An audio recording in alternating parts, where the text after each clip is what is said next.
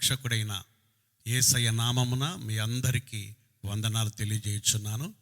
ఈ సమయంలో ఈ ఆదివారపు ఆరాధన ప్రార్థనతో ప్రారంభించుకుందాం.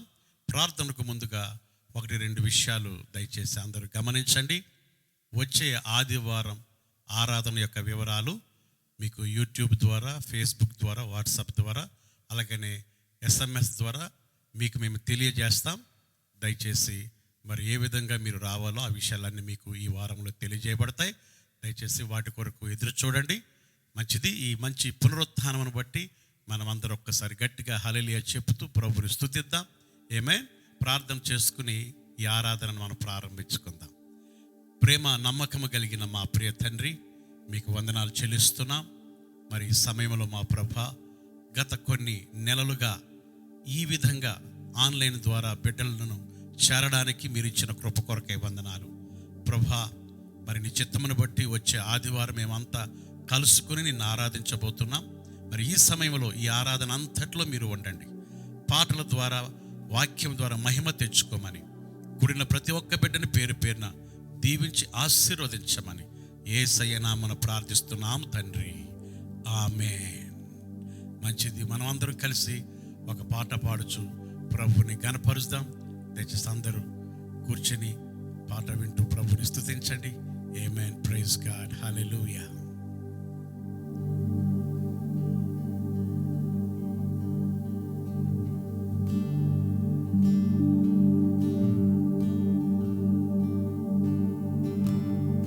You are worthy of it all. You are worthy of it all. For from you are all things, and to you are all things. You deserve the glory. You are worthy of it all. You are worthy of it all. For from you are all things, and to you are all things. You deserve the glory.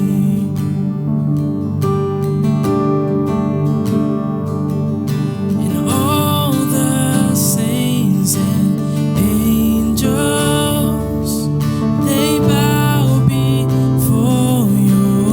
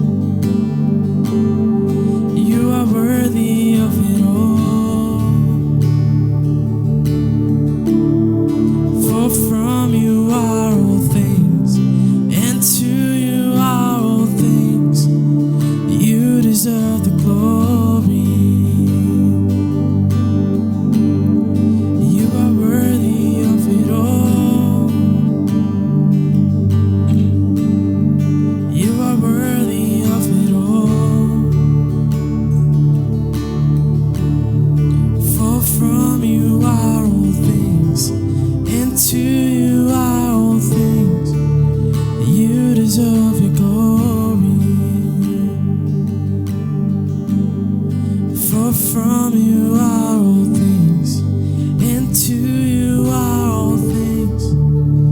You deserve the glory.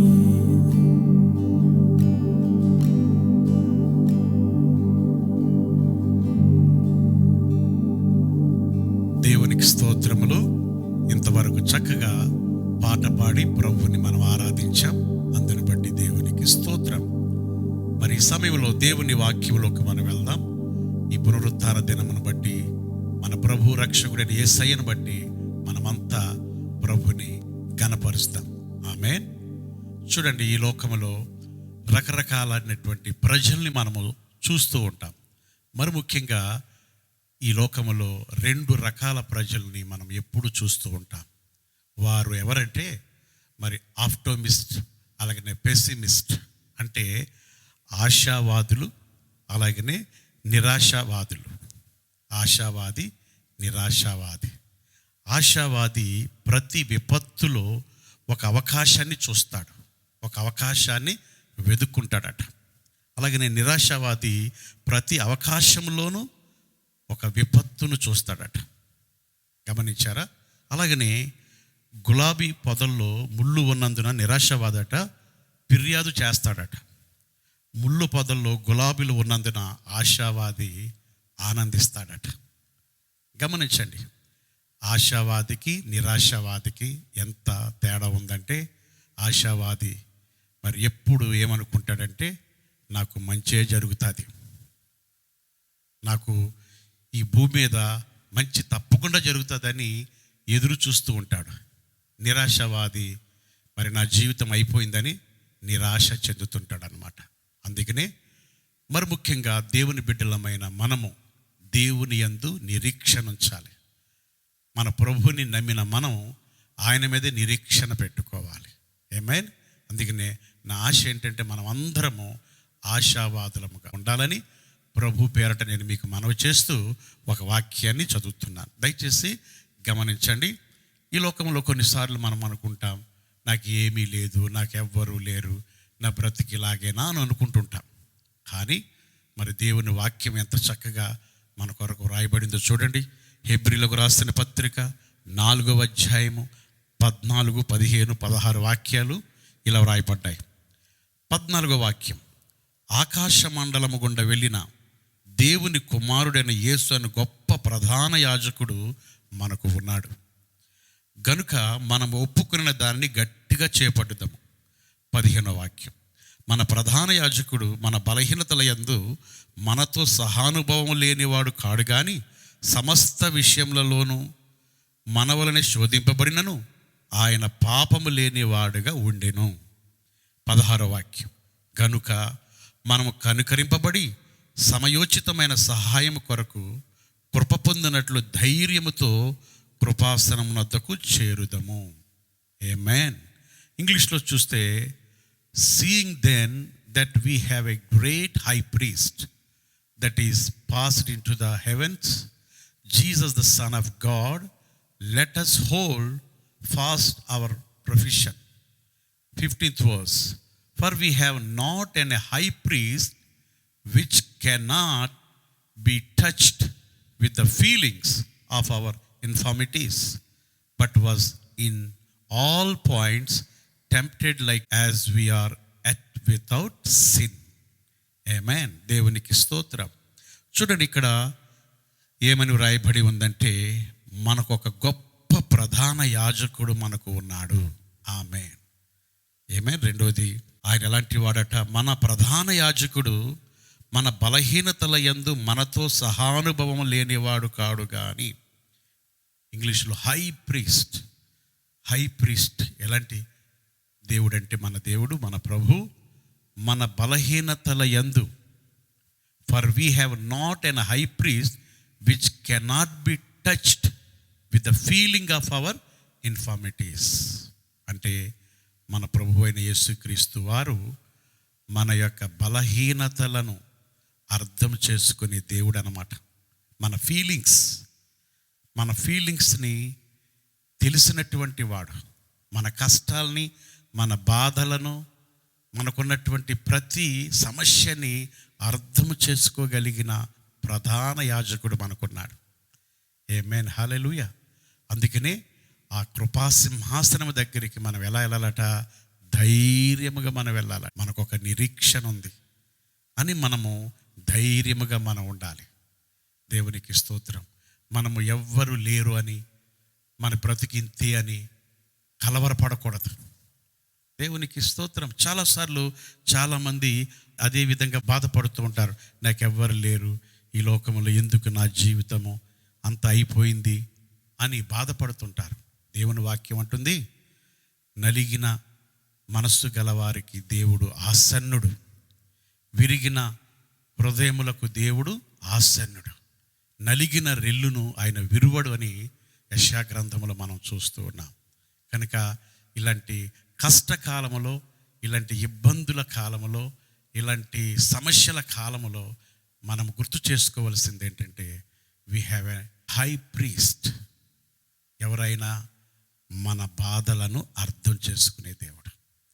చూడండి, ఈ లోకంలో నీ యొక్క బాధ, నీ ఫీలింగ్స్ని ఎవ్వరు కూడా అర్థం చేసుకోలేరు. నీ బంధువులు అర్థం చేసుకోలేరు, నీ తోబుట్లు అర్థం చేసుకోలేరు. అందుకని అక్కడ మనం చూసాం కదా, చూడండి, we have not an high priest which cannot be touched with the feeling of our infirmity.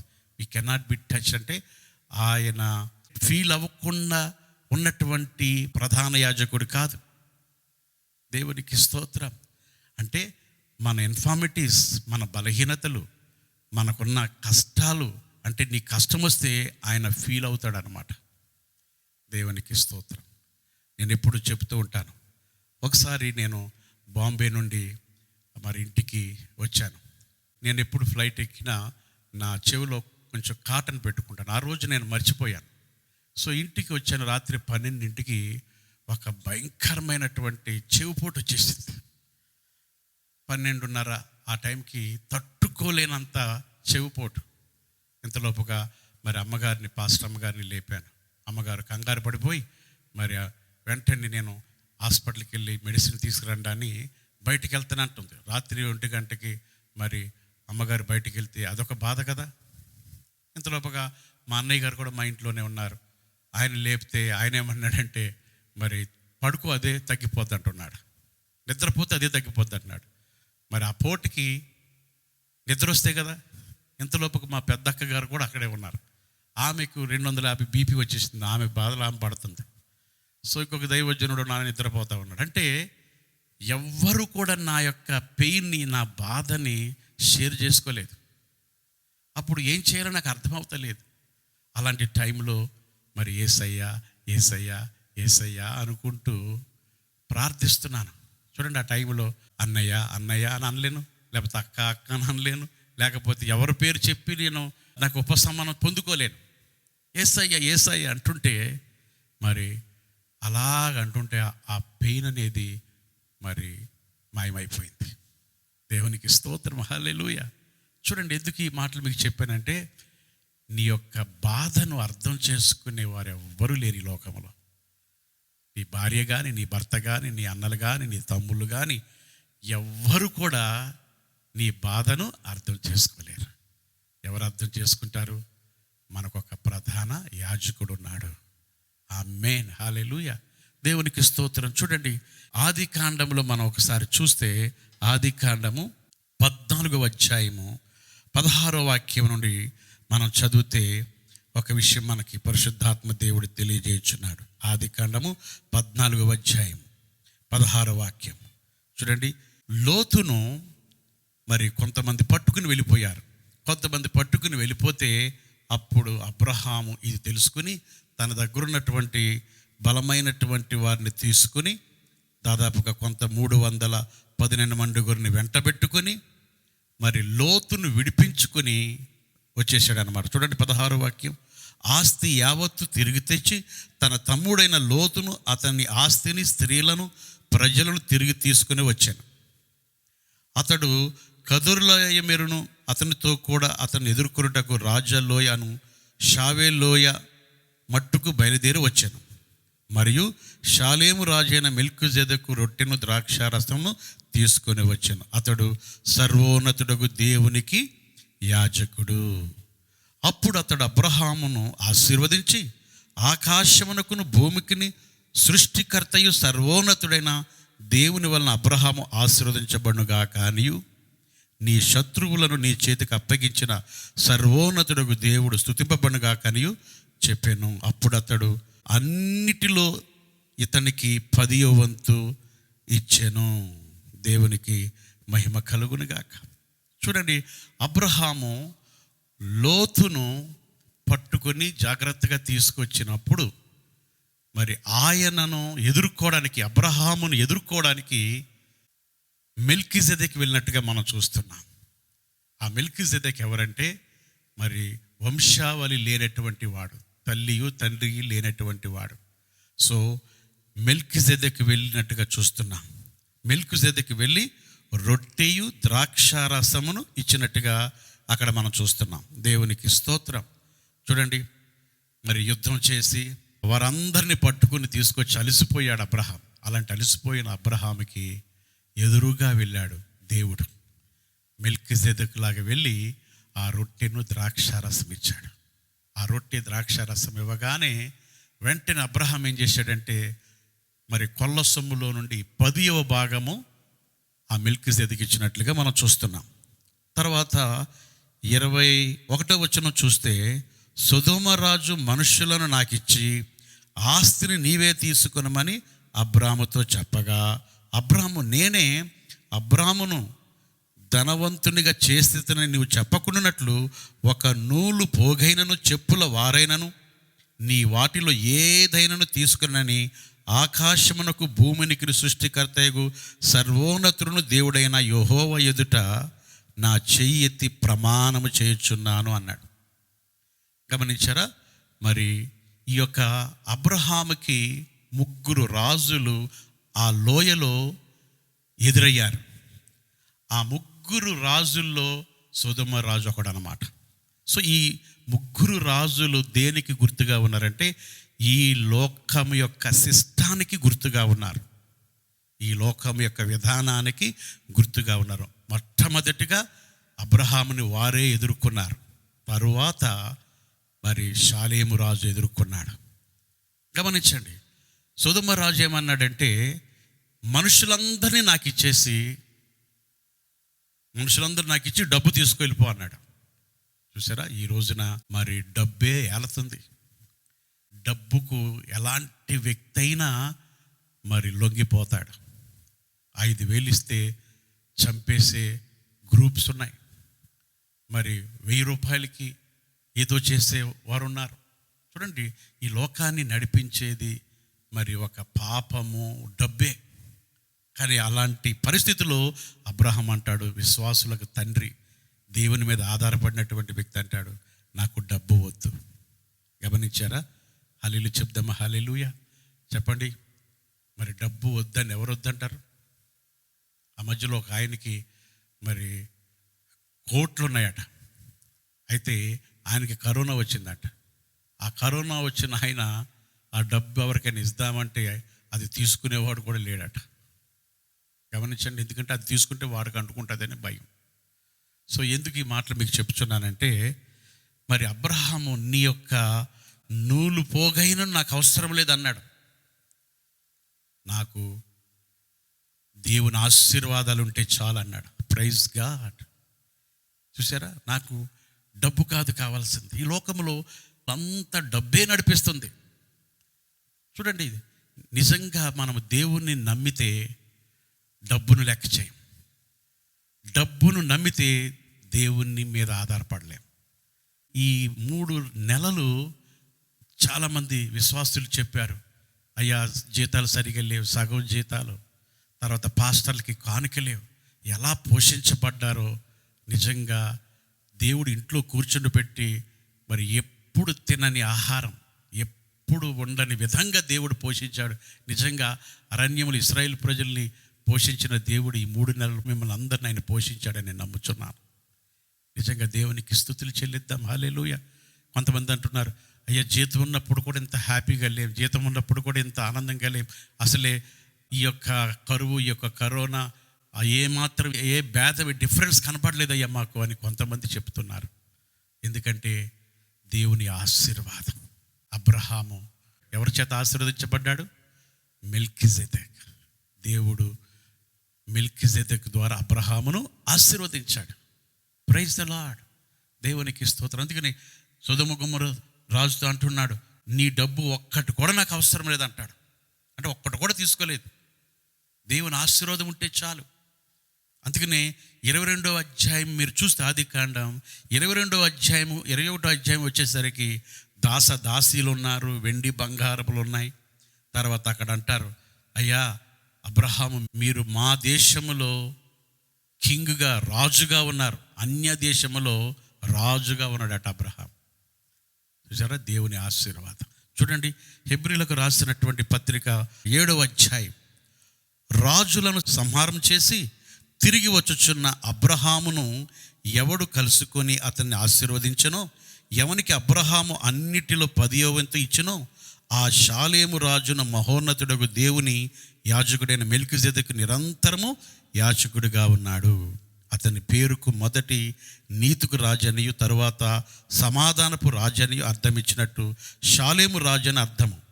అతడు తండ్రి లేనివాడును, తల్లి లేనివాడును, వంశావళి లేనివాడును, జీవితకాలమునకు ఆది అయిను జీవమునకు అంతమును లేనివాడై ఉండి దేవుని కుమారుని పోలి ఉన్నాడు. సో ఈ మెల్కీజెదెక్ మరి గమనించారా, అబ్రహాముని ఆశీర్వదించాడు. అలాగనే చూడండి నెక్స్ట్ వర్స్ చూడండి, 4వ వాక్యం, ఇతడు ఎంత ఘనుడో చూడుడి, మూల పురుషుడైన అబ్రహాము అతనికి కొల్లగొన్న శ్రేష్టమైన వస్తువులలో 10వ వంతు ఇచ్చెను. దేవునికి స్తోత్రం. 6వ వచనం చూడండి, వారితో సంబంధించిన వంశావళి లేనివాడై మెల్కీజెదెకు అబ్రహాము వద్దకు 10వ వంతు పుచ్చుకొని వాగ్దానములను పొందిన వారిని ఆశీర్వదించాను. అబ్రహాము చేత 10వ భాగం తీసుకొని వాగ్దానం పొందిన అబ్రహాముని ఆశీర్వదించాడు. ఆమేన్. దేవునికి స్తోత్రం. Praise the Lord. అబ్రహామును దేవుడు ఆశీర్వదించాడు. దేవునికి స్తోత్రం. ఎంత చక్కని మాట. ఆల్రెడీ వాగ్దానం ఉంది. వాగ్దానం పొందినటువంటి అబ్రహామును దేవుడు ఆశీర్వదించాను.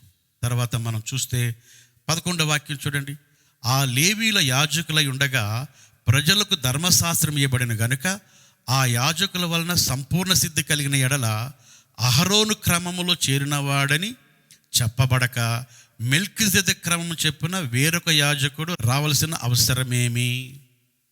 గమనించండి. సో ఇప్పుడు మెల్కీజెదెక్ యాజకత్వం, అహరోను యాజకత్వం. సో ఇప్పుడు క్రైస్తవ సంఘమైన మనము మెల్కీజెదెక్ యాజకత్వం క్రింద ఉన్నాం. సో మన యాజకుడు, ప్రధాన యాజకుడు ఎవరు? మన బలహీనతలను అర్థం చేసుకునే దేవుడు అన్నమాట. మన ఫీలింగ్స్ని అర్థం చేసుకునే యాజకుడు మనకున్నాడు. ఆమేన్. మనకు సహాయం చేసే యాజకుడు మనకున్నాడు. కష్టకాలములో సహాయం చేసే యాజకుడు మనకున్నాడు అన్నమాట.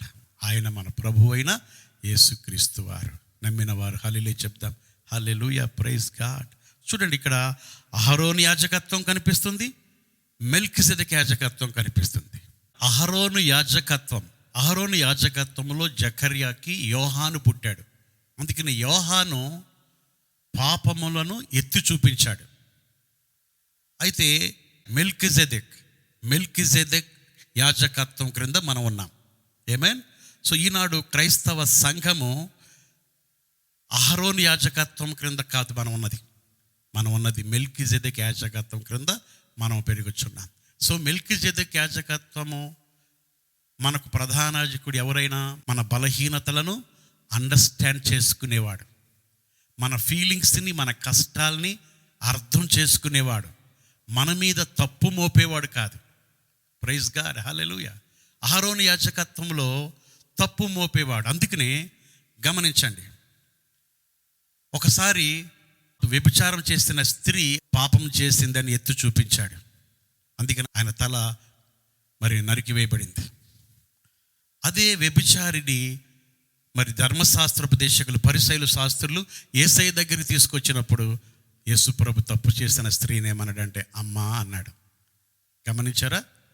మరి మెల్కీజెదెక్ యాజకత్వం యెహోవా వలన ఆశీర్వదించబడిన వాడా. మెల్కీజెదెక్ యాజకత్వం ఆశీర్వాదాలతో ప్రారంభమైంది. అహరోను యాజకత్వము శాపాలతో ప్రారంభమైంది, పాపాలు ఎత్తి చూపించడంతో ప్రారంభమైంది. మెల్కీజెదెకు యాజకత్వము ఆశీర్వాదాలతో, మన బలహీనతలను అర్థం చేసుకుని మనకి ఓదార్పు ధైర్యంతో ప్రారంభించబడింది మెల్కీజెదెకు యాజకత్వం. అందుకని మనము మెల్కీజెదెకు యాజకత్వం క్రింద ఉన్నటువంటి బిడ్డలం. Amen. So we have a high priest. Wow, wonderful. High priest, ప్రధాన యాజకుడు. చూసారా, ప్రధాన మంత్రి అంటాం, ప్రధాన యాజకుడు మనకున్నాడు. ఆలోచించండి, ప్రధాన యాజకుడు మనకున్నాడు. మన పక్షముగా వ్యాజ్యమాడేవాడు, మన పక్షముగా విజ్ఞాపన చేయవాడు, మన పక్షముగా నిలబడేవాడు అనమాట. Praise God. చూడండి, అదే హెబ్రీలకు రాసిన పత్రిక 7వ అధ్యాయం 26 నుండి చదివితే, పవిత్రుడును నిర్దోషియు నిష్కల్మషుడును పాపులలో చేరక ప్రత్యేకముగా ఉన్నవాడును ఆకాశ మండలము కంటే మిక్కిలి హెచ్చైన వాడునైనట్టి ప్రధాన యాజకుడు మనకు సరిపోయినవాడు. ధర్మశాస్త్రము బలహీనత గల మనుషులను యాజకులుగా నియమించును గాని ధర్మశాస్త్రమునకు తర్వాత వచ్చిన ప్రమాణపూర్వకమైన వాక్యము నిరంతరమును సంపూర్ణ సిద్ధి పొందిన కుమారు నియమించను గనుక ఈయన ప్రధాన యాజకుని వలె మొదట తన సొంత పాపముల కొరకును తరువాత ప్రజల పాపముల కొరకును దినదినము బలులను అర్పించవలసిన అవసరము గలవాడు కాడు. తన్ను తాను అర్పించుకున్నప్పుడు ఒక్కసారే ఈ పని చేసి ముగించెను. ఆమేన్. ధర్మశాస్త్రము ద్వారా వచ్చే మరి యాజకుడు బలహీనుడు.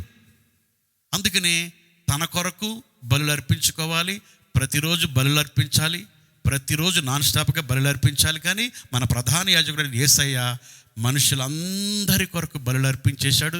ఒక్కసారి పుట్టిన వారి కొరకు, పుట్టబోయే వారి వరకు, పుట్టిన వారి కొరకు, అందరి కొరకు ఆయన బలులు అర్పించి వేశాడు. ఆయన సమస్తాన్ని ముగించి వేశాడు. చూసారా, మనము మెల్కీజెదెకు యాజకత్వం క్రింద ఉన్నాం. అబ్రహామును ఎదుర్కోవడానికి ఎవరు వచ్చారు? మెల్కీజెదెకు వచ్చి రొట్టె ద్రాక్ష రసాన్ని ఇచ్చాడు. చూసారా, యేసయ్య ఈ భూమి మీద ఉన్నప్పుడు ఒకసారి ఒక విధవరాలు కొడుకు చనిపోయాడు.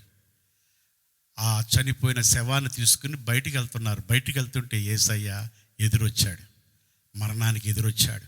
మరణమా నీ ముల్లెక్కడ? చూసారా, విజయమందు మరణము మృంగివేయబడెను. పాపము ధర్మశాస్త్రము, పాపమునకున్న బలము ధర్మశాస్త్రం. సో దానికి ఎదురుగా వచ్చి దాన్ని మృంగివేశాను. మరి ఆ పాడిని ముట్టుకొని ప్రార్థన చేయగానే ప్రభునందు ప్రియులారా, ఆ కుమారుడు లేచినట్టుగా చూస్తూ ఉన్నాం. అదే ఒక ధర్మశాస్త్ర బోధకుడు వచ్చి ఉంటే ఎదురుగా అహరోను యాజకత్వం క్రింద ఉన్న ఒక యాజకుడు వచ్చి ఉంటే ఏమన్నాడో తెలుసా? అయ్యో, ఏం పాపం చేసావో, నీ కొడుకు చచ్చిపోయాడు, ముందు నీ భర్త చచ్చిపోయాడు, నీ భర్త చచ్చిపోయాడు, ఏం పాపం చేసావో నీ భర్త చచ్చిపోయాడు, అందుకని నీ యొక్క కొడుకు కూడా చచ్చిపోయాడు అంటారు. ఇక భర్త చచ్చిపోయాడు, నీ కొడుకు చచ్చిపోయాడు, ఏం పాపం చేసావంటే ఆమె కూడా చచ్చిపోతుంది. ఓసారి ఒకడు గుడ్డోడిని కూడా వాళ్ళు పట్టుకుని మీ నాన్న పాపం చేశాడు, మీ తాత పాపం చేశాడు అంటే యేసు ప్రభు అంటాడు ఎదురుకెళ్ళి, ఎవడు పాపం చేయలేదు, వాడు గుడ్డోడైంది దేవుని మహిమ కొరకే అన్నాడు. అంటే హీ అండర్స్టూడ్ పీపుల్, ప్రజల్ని అర్థం చేసుకున్నాడు. అహరోను యాజకత్వంలో ప్రజల్ని అర్థం చేసుకోరు, ప్రజల్ని తిడతానే ఉంటారు. పాపం ఈ మధ్యలో ఎవరో ఒక బ్రదర్ ఎక్కడికో వెళ్తే ఆయనకి ఏదో పాపం మనం నిద్ర పట్టక పిచ్చి పిచ్చిగా చేస్తుంటే నీకేదో భానుమతి దెయ్యం పట్టింది అన్నాడట. ఇది తప్ప ఏముంది? ఇది వాక్యం లేకపోతే ఇవన్నీ వస్తాయి. దుష్ట శక్తులు పట్టేసి వాడికి నిద్ర లేక పిచ్చి పిచ్చిగా చేస్తున్నాడు. నేను చెప్పాను మంచిగా నిద్రపో అంటే నిద్రపోయాడు, ఏమీ లేదు. గమనించండి, దేవుడు యేసు ప్రభు ఎప్పుడు ఎవరికి ఎదురెళ్ళినా వారిని ఆదరించాడు, ఓదార్చాడు. అబ్రహాముని ఆశీర్వదించాడు. అబ్రహాం ఎంతగా ఆశీర్వదించబడ్డాడంటే, మనమేమో రక్షణ ఆశీర్వాదం పొందాము, వారు మెటీరియల్ బ్లెస్సింగ్స్ పొందారని చెప్పడానికి సందేహం లేదు. ఎందుకంటే మరి ఈ రోజున వాళ్ళు వాట్సాప్ కనుగొంది వాళ్ళే, ఫేస్బుక్ కనుగొన్నది వాళ్ళే, మరి ట్విట్టర్ కనుగొంది వాళ్ళే, ఇన్స్టాగ్రామ్ కనుగొంది వాళ్ళే. మరి ఈ మధ్యలో నేను నిన్న మొన్న విన్నాను ఏంటంటే, మరి వాళ్ళు ఈ యొక్క శానిటైజర్ టర్నల్ని కనుగొన్నారట. నిన్నే చూశాను. సో అవసరమైతే కరోనాకు మందు కూడా, వ్యాక్సిన్ కూడా కనుక్కునేవారు. జ్ఞానం వాళ్ళకే ఇచ్చాడు దేవుడు, వాళ్ళకే తెలివినిచ్చాడు. ఎందుకంటే వారిలో ఒంటరిని వారు 10,000 మంది అనమాట దేవుడు. ఇదంతా ఎవరి ద్వారా వచ్చిందంటే అబ్రహాం ద్వారా ఆశీర్వాదం వచ్చింది. సో అబ్రహాం ద్వారా మనకు రక్షణ ఆశీర్వాదం వచ్చింది, వాళ్ళకి మెటీరియల్ బ్లెస్సింగ్స్ వచ్చాయి, మనకి రక్షణ వచ్చింది. ఇక ఈ రక్షణ గొప్ప ఆశీర్వాదం అనమాట. సో అందుకని మనం దేని క్రింద ఉన్నామంటే మెల్కీసెదెకు యాజకత్వం క్రింద మనం ఉన్నాం. మనకు ఒక హై ప్రీస్ట్ ఉన్నాడు. Praise the Lord. We are under his authority. ఆయన ఎవరు? మన తప్పులు ఎత్తి చూపించేవాడు కాదు, మన బలహీనతను అర్థం చేసుకునే దేవుడు మనకున్నాడు. He can understands you. Nobody can understands. ఎవరు నిన్ను అర్థం చేసుకోలేరు, సొంత వాళ్ళే నిన్ను అర్థం చేసుకోలేరు. యేసయ్య ఒక్కడే నిన్ను అర్థం చేసుకోగలిగినాడు. నీకు చెవి నొప్పి వస్తే ఆయనకి చెవి నొప్పి వచ్చినట్టు, పళ్ళ నొప్పి వస్తే ఆయనకు పళ్ళ నొప్పి వచ్చినట్టు. ఎందుకంటే 39 కొరడా దెబ్బలు తిన్నాడు కదా. ఈ దెబ్బలన్నీ, నువ్వు పొందిన గాయాలు, నీ పొందిన కష్టాలన్నీ ఆయన భరించాడు అనమాట. ఆయనకి తలనొప్పి తెలుసు, కడుపు నొప్పి తెలుసు, నువ్వు భరించే బాధలన్నీ ఆయనకు తెలుసు.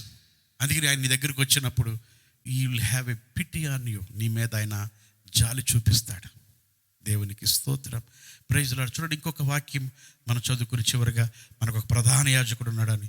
ఇంకొక చోట ఏముందంటే, నా చిన్న పిల్లలారా, యోహాను రాసిన మొదటి పత్రిక 2వ అధ్యాయం, నా చిన్న పిల్లలారా మీరు పాపం చేయకుండాటకై ఈ సంగతులు మీకు రాయిచున్నాను. ఎవడైనా పాపం చేసినడలా నీతిమంతుడైన యేసుక్రీస్తుని ఉత్తరవాది తండ్రి యొద్ద మనకు ఉన్నాడు. ఆయనే మన పాపములకు శాంతికరమై ఉన్నాడు. మన పాపములకు మాత్రమే కాదు, సర్వలోకమునకు శాంతికరమై ఉన్నాడు. చూడండి, 2వదిగా వీ హ్యావ్ ఎన్ అడ్వకేట్. మనకు ఒక ఉత్తరవాది ఉన్నాడు. దేవునికి స్తోత్రం. ఇక్కడ చూడండి, ఆయనే మన పాపములకు శాంతికరమై ఉన్నాడు. మనము పాపము చేసిన నీతిమంతుడైన, మనం పాపము చేయకూడదు, పాపము చేసిన ఎడల నీతిమంతుడైన ఉత్తరవాది ఉన్నాడు. మనకు ఒక అడ్వకేట్ ఉన్నాడు, మన కొరకు విజ్ఞాపన చేయవాడు, మన కొరకు ప్లీడ్ చేసేవారు. మన దేవుడు మనకు ఒక తండ్రి, మనకు ప్రధాన యాజకుడు ఉన్నాడు, మనకు ఒక అడ్వకేట్ ఉన్నాడు. దేవునికి స్తోత్రం. హల్లెలూయా. నీతిమంతుడైన అడ్వకేట్. అక్కడ ఉంది నీతిమంతుడైన అడ్వకేట్. చూడండి, ఇహలోకముల అడ్వకేట్స్ ఎవరు డబ్బులు ఇస్తే వాళ్ళ వైపే మాట్లాడతారు, కానీ యేసయ్య నీ వైపే మాట్లాడతాడు. అపవాది ఎప్పుడు నీ మీద నేరం మోపుతుంటాడు, యేసయ్య ఎప్పుడు నీ పక్షంగానే వ్యాజ్యం ఆడతాడు. దేవుడే మన పక్షమై ఉండగా మనకి విరోధి ఎవడు? సో తెలియక ఏదైనా తప్పు చేసినా అధైర్యపడవద్దు. తప్పు చేయమని నేను అంటలేదు. చూడండి, మరి హాస్పిటల్స్ ఉన్నాయని యాక్సిడెంట్లు చేసుకుంటామా? అలా సడన్గా యాక్సిడెంట్లు అవుతాయి, హాస్పిటల్కి వెళ్తాం. లేకపోతే కొన్నిసార్లు తెలియకుండా నువ్వు పొరపాటు చేస్తావు. అంత మాత్రాన నా జీవితం అయిపోయింది, ఇక నా పని అయిపోయిందని ఎప్పుడు కూడా అధైర్యపడవద్దు. మనకు ఒక అడ్వకేట్ ఉన్నాడు, మనకు ఒక ప్రధాన యాజకుడు ఉన్నాడు. మన బలహీనతలు అర్థం చేసుకుని మనం బలపరిచే దేవుడు ఉన్నాడు. దేవునికి స్తోత్రం. దయచేసి ఒక చిన్న స్టోరీ నేను మీకు చెప్పి నేను ముగిస్తాను. ఆమేన్. Praise God. చైనా దేశంలో జరిగినటువంటి ఒక చిన్న స్టోరీ ఏంటంటే, చైనా దేశంలో 2 కవల పిల్లలు ఉన్నారట. వాళ్ళిద్దరు ఒకే రకంగా ఉంటారు, ట్విన్స్. ఫేసెస్ ఒకే రకంగా ఉంటాయి, మరి చేతులు కాళ్ళు అన్నీ ఒకటే హైట్, అంతా ఒకటే. మరి వాళ్ళిద్దరు మంచోళ్ళే, కానీ చిన్నోడు మాత్రం కొంచెం అల్లరోడట. ఒక రోజున బయటికి వెళ్ళి అటు ఇటు తిరిగి, క్లబ్బుల్లో అటు ఇటు తిరిగి గొడవ చేసుకుంటూ ఏం చేశాడంటే, మరి ఒక వ్యక్తిని కొట్టాడు. కొట్టబోయేసరికి అది గట్టిగా దెబ్బ తగిలింది. ఆఖరికి అతడు చనిపోయాడు. చనిపోతే వెంటనే నన్ను పోలీసులు వచ్చి అరెస్ట్ చేస్తారని పరిగెత్తుకుని వచ్చి ఇంటికి వచ్చి ఇంటికాడ దాక్కున్నాడు. ఇంతలోగా అన్నయ్య చూశాడు. ఎరా ఏమైందిరా తమ్ముడు, ఏమైందంటే, అన్నయ్య ఒకరిని చంపేశాను అంటే, అవునా అన్నాడు. ఇంతలోపుగా పోలీసు వారు రానే వస్తున్నారు. పోలీస్ వ్యాన్ వస్తుంది, ఆ విజిల్స్ వేసుకుంటూ వస్తూనే ఉన్నారు. అన్నయ్య నన్ను అరెస్ట్ చేస్తారు, నన్ను జైల్లో వేసేస్తారు, నన్ను కొట్టేస్తారు, నాకు శిక్ష పడిపోద్ది అన్నయ్య అని బాధపడుతుంటే, అప్పుడు అన్నయ్య ఆలోచిస్తున్నాడు. అన్నయ్య ఏం చేయాలో అర్థం అవ్వడం లేదు. అలా సడన్గా ఒక విషయం చెప్పాడట. తమ్ముడు నీ బట్టలు తీసివేరా. బట్టలు తీసేశాడు. అన్నయ్య కూడా తన బట్టలు తీసేశాడు. అన్నయ్య తన తమ్ముడితో చెప్పాడు, తమ్ముడు ఈ బట్టలు తీసుకుని నువ్వు వేసుకో, నీ బట్టలు నేను వేసుకుంటానని. తమ్ముడు బట్టలు అన్నయ్య వేసుకున్నాడు, అన్నయ్య బట్టలు తమ్ముడు వేసుకున్నాడు. అలా నిలబడి ఉన్నారు. ఎంతలోపుగా పోలీసు వారు వచ్చేసారు. వచ్చి ఆ బట్టలు మరకలున్న ఆయన్ని పట్టుకున్నారు. ఎవరంటే అన్నయ్యని తీసుకుని వెళ్ళిపోతున్నారు. అన్నయ్య అంటున్నాడు. అంటే కూడా వాళ్ళు లాక్కి వెళ్ళిపోతున్నారు, కొట్టుకుంటూ వెళ్తున్నారు, తిట్టుకుంటూ వెళ్తున్నారు. పోలీస్ స్టేషన్కి తీసుకుని వెళ్ళిపోయారు. తీసుకెళ్ళిపోతే ఆఖరికి శిక్ష పడిపోయింది, జైల్లో వేసేశారు. ప్రభునందు ప్రియులారు గమనించండి. అయితే ఇంటికాడ తమ్ముడు ఉన్నాడు. తమ్ముడు శిక్ష అంతా ఎవరు భరించారంటే అన్నయ్య భరించాడు. కానీ తమ్ముడు ఒక రోజున కొన్ని రోజులకి పోలీస్ స్టేషన్కి వెళ్ళి అంటున్నాడట, సార్ నన్ను క్షమించండి సార్, మరి తప్పు చేసింది మా అన్నయ్య కాదు, మా అన్నయ్య శిక్ష అనుభవించాడు, అన్నయ్య కాదు నేను సార్, ఆయన చంపింది నేను సార్, నేను తమ్ముడిని సార్ అంటే అప్పుడు అలా అన్నారట, అయ్యా నువ్వు చేసావో వాళ్ళు చేసావో మాకు తెలియదు, ఆల్రెడీ శిక్ష పడిపోయింది, ఆ కేసు అయిపోయింది, దాని గురించి మేము ఆలోచించాం, అయిపోయింది ఆల్రెడీ అంటే లేదు సార్ నేను తప్పు చేశాను ఏడుస్తున్నాడట. అప్పుడు అన్నారట, ఆ వ్యవస్థ అన్నదట, ఒక్క తప్పుకి ఒక్కరే శిక్ష భరించాలి, ఇద్దరు శిక్ష భరిస్తే అది రాజ్యాంగ పరంగా కరెక్ట్ కాదు. అందుకని ఒకవేళ నువ్వు చేసిన ఆయన భరిస్తున్నాడు కాబట్టి నువ్వు వెళ్ళి రెస్ట్ తీసుకో, నువ్వు వెళ్ళిపో అంటే లేదు సార్ నేనే పాపిని, నేనే ఘోరమైన పాపిని సార్ అంటే, అయ్యా ఆల్రెడీ శిక్ష అయిపోయింది, లోక పాపం కొరకు లోకరక్షకుడైన యేసు ప్రభు శిక్ష అనుభవించేశాడు. నీ పాపముల కొరకు నా పాపముల కొరకు నీకు బదులుగా నాకు బదులుగా యేసయ్య సిలువలో మరణించాడు, మన అన్నయ్య యేసన్నయ్య. కనుక ప్రభునందు ప్రియులారా, 2000 సంవత్సరాల క్రితం యేసయ్య మన శిక్షను భరించాడు, మనకు బదులుగా యేసయ్య మన పాపాలన్నిటిని మోసాడు. సో అందుచేత ఈ రోజున నీవు విడుదల పొంది ఉన్నావు, నువ్వు రిలాక్స్గా ఉండాలి. ఆమేన్. అందరు కళ్ళు మూసుకుని మనం ప్రభుని స్తుతిద్దాం. స్తోత్రం.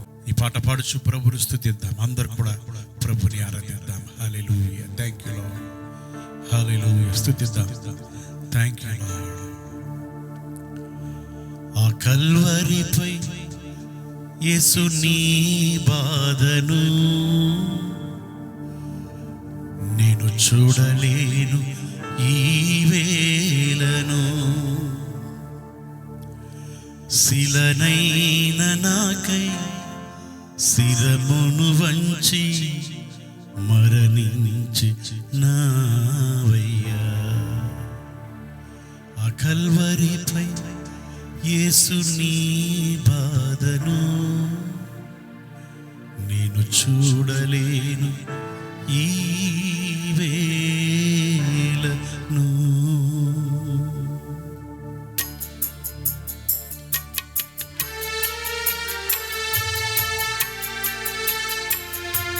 Yes, Lord.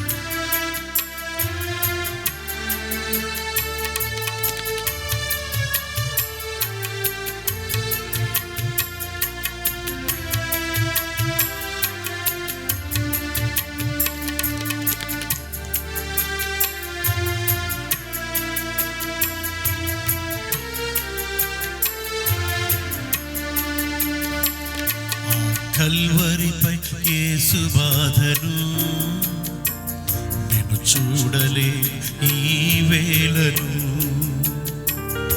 ఆ కల్వరిపై యేసు బాధను నేను చూడలేను ఈ వేళను, శిలనైన నాకై శిరమును వంచి మరణించినావయ్యా. శిలనైన నాకై శిరమును వంచి మరణించినావయ్యా. ఆ కల్వరిపై యేసు బాధను నేను చూడలే ఈ వేళను.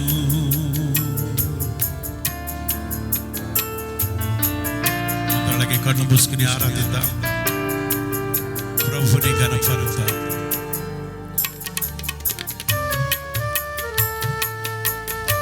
Yes, Lord.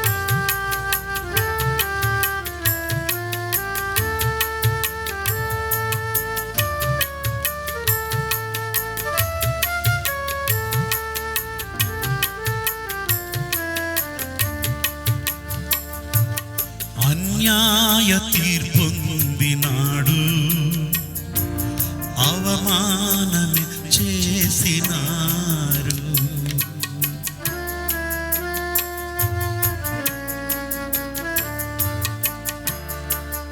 అన్యాయ తీర్పొందినాడు,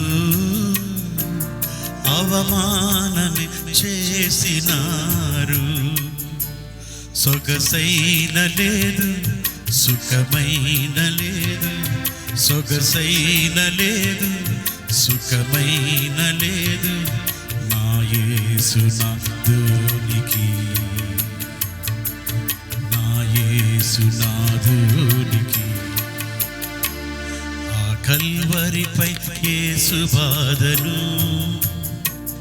నిన్ను చూడలేను ఈ వేళను. ఆ కల్వరిపై యేసు బాధను నిన్ను చూడలేను ఈ వేళను, నిన్ను చూడలేను ఈ వేళను, నిన్ను చూడలేను ఈ వేళను. అందరు చేతులెత్తి. గాయాలతో యేసు స్వామి వధకైన గొర్రె పిల్ల, గాయాలతో యేసు స్వామి వధకైన గొర్రె పిల్ల, నెట్టబడేను, కొట్టబడేను, త్రోయబడేనుగా.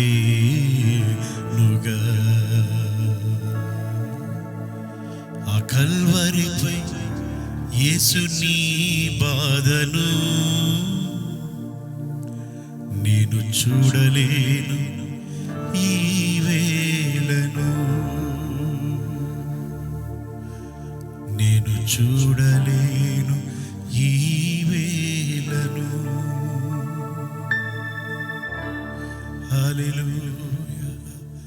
అందరిలాగే కళ్ళు మూసుకుని ప్రభు శరీరాన్ని తీసుకుందాం. దయచేసి అందరూ కూడా మీ చేతుల్లో ప్రభు శరీరాన్ని తీసుకోండి. దేవునికి మహిమ కలుగునుగాక. అందరిలాగే కళ్ళు మూసుకుని ప్రభుని స్తుతిద్దాం. మన కొరకే నలగొట్టబడినటువంటి ప్రభు శరీరాన్ని మనం తీసుకుందాం. హల్లెలూయా. Thank you Lord. అన్యాయ తీర్పు నొందినాడు అన్నయ్య. మన కొరకు మనకు బదులుగా శిక్షను అనుభవించాడు. మన మీద నేరం మోపేవాడు కాడు. మన పక్షంగా మన బలహీనతలో అర్థం చేసుకునేవాడు. మెల్కీజెదెకు యాజకత్వం. ఈ యాజకత్వం క్రింద నువ్వెప్పుడు భద్రంగా ఉంటా. You are his child. నలగొట్టబడిన శరీరం. కళ్ళు మూసుకుని ప్రార్థన చేసుకుందాం. ప్రభు అయిన యేసు తాను అప్పగించబడిన రాత్రి ఒక రొట్టె ఎత్తుకొని, ఇది నా శరీరం, నన్ను జ్ఞాపకం చేసుకోమని చెప్పాను. దయచేసి అందరూ భుజించండి, తీసుకోండి.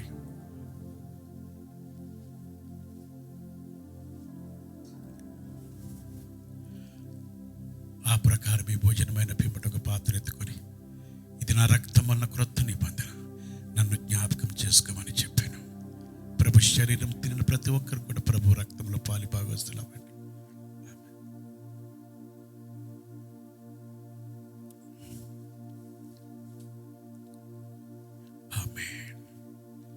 ప్రార్థన చేసుకుందాం. మమ్మల్ని మిక్కిలిగా ప్రేమించిన మా తండ్రి, మీకు వందనాలు. ఈ ఆరాధన అంతట్లో మీరు ఉన్నందుకు మీకు స్తోత్రాలు. నీ రొట్టె ద్రాక్ష రసంలో పాలి భాగస్తులమయ్యా.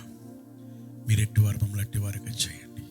మమ్మల్ని అర్థం చేసుకునే దేవుడిగా మీరు ఉన్నందుకు వందనాలు చెల్లిస్తూ, ఇది చేస్తున్న ప్రతి బిడ్డని మీరు దీవించి ఆశీర్వదించమని నీకే ఘనత మహిమ ప్రభావములు చెల్లిస్తూ, మా రక్షకుడు విమోచకుడు పరిశుద్ధుడైన యేసయ్య నామమున ప్రార్థిస్తున్నాం తండ్రి. ఆమేన్. మన తండ్రి దేవుని ప్రేమ, ప్రభువు యేసుక్రీస్తు వారి కృప, పరిశుద్ధాత్మక సహవాసమైన సన్నిధి కూడిన మనందరికీ ఇప్పుడు ఎల్లప్పుడు సదాకాలం తోడుగుండి నడిపించునుగాక.